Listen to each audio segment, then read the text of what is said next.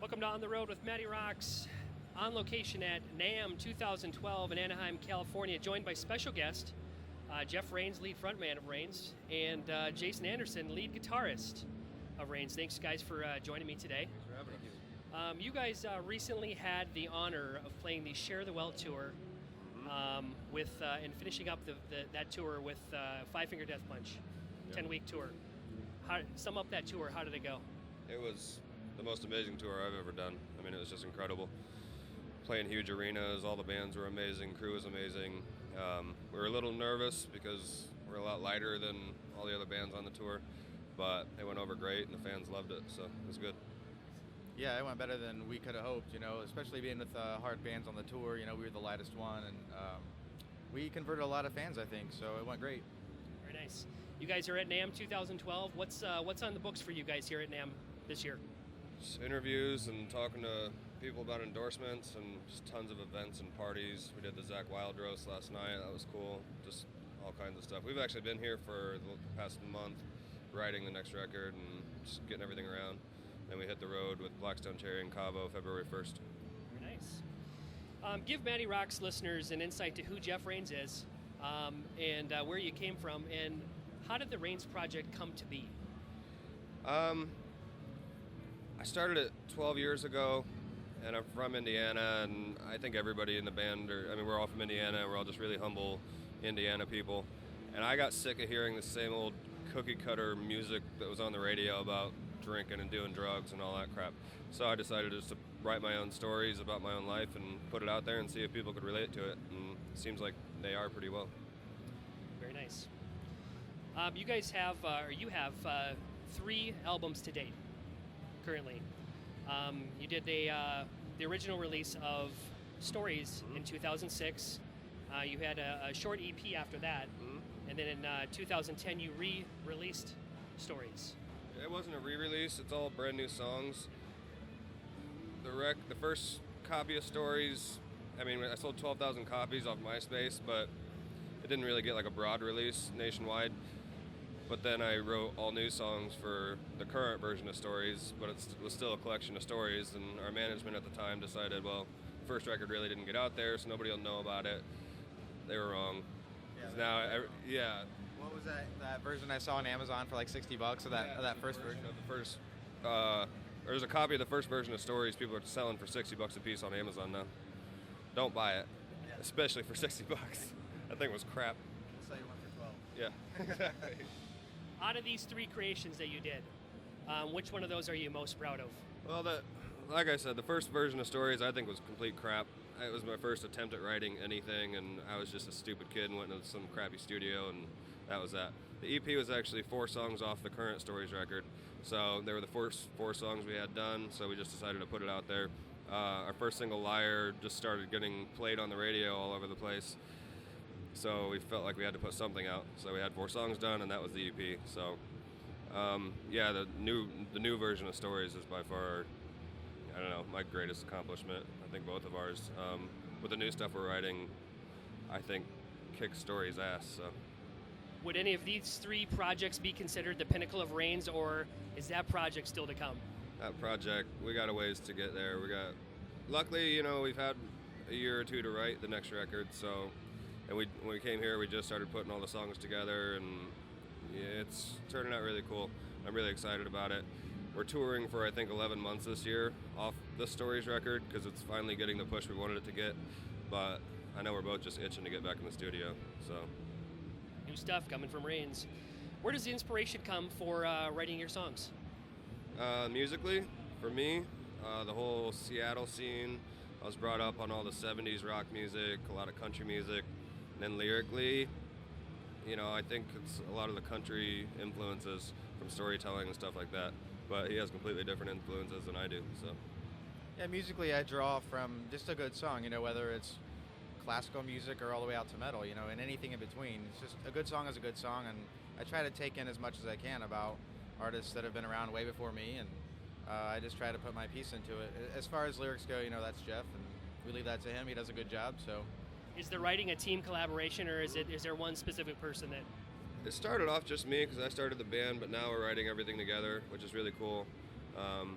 But it's you know, him and I write everything, and then our drummer and bass player do what they do in the studio. So, Being an independent artist, do you find that you have to work harder at making things happen than being on a label? 110 times harder. It's ridiculous, but it's way more gratifying, I think, and we get to have complete control over everything we do. And you know, I think that keeps us who we are and keeps us grounded, and it makes us appreciate every single thing we get. So even doing something like NAMM's just incredible for us, you know. Are you content being an independent artist? Yeah, I don't want to. We don't want to sign at all.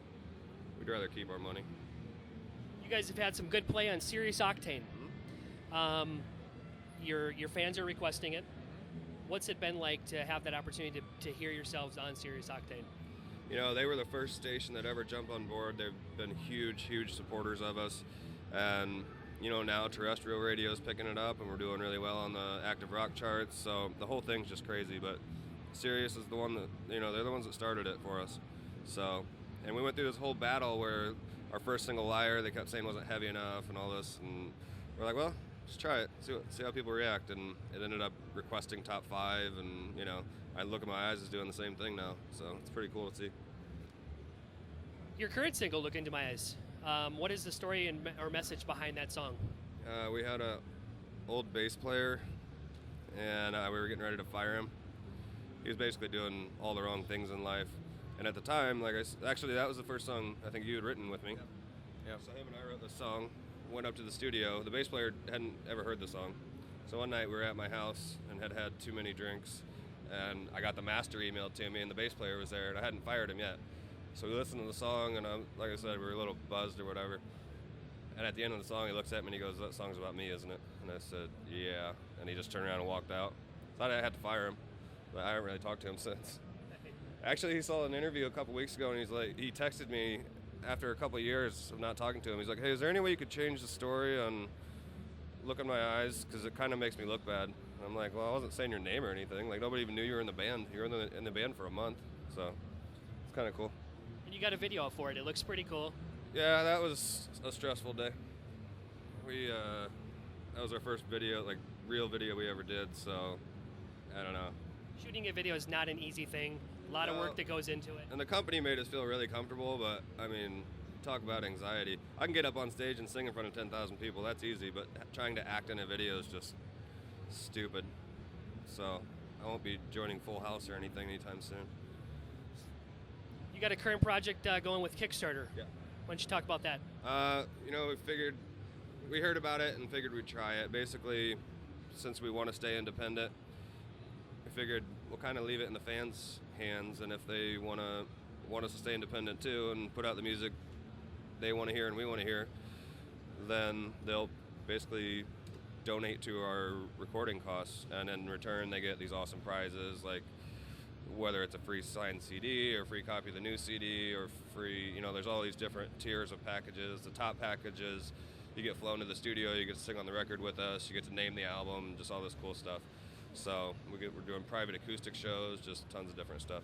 Great opportunities for your fans. Yeah, and it's a way for them to help, you know, help keep us independent and help get the record done. What does the future hold for Rains? A lot of touring. Yeah, we'd like to stay busy this whole year. So, you know, whether we jump off and do some recording or, you know, we're out the whole time, whatever. But yeah, we'd like to stay very busy this year. Yeah, for the past couple of years, we've been doing like 3-week tours or a month-long tour, and then we'll take 6 months off. It wasn't by choice by any means.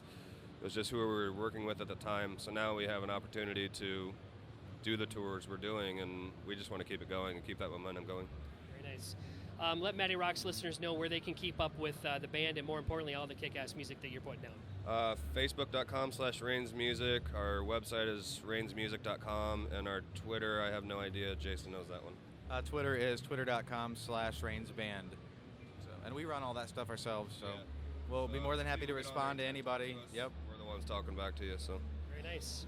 You heard it, MattyRocks fans. Get out there and make sure you log on to those sites and follow Rains.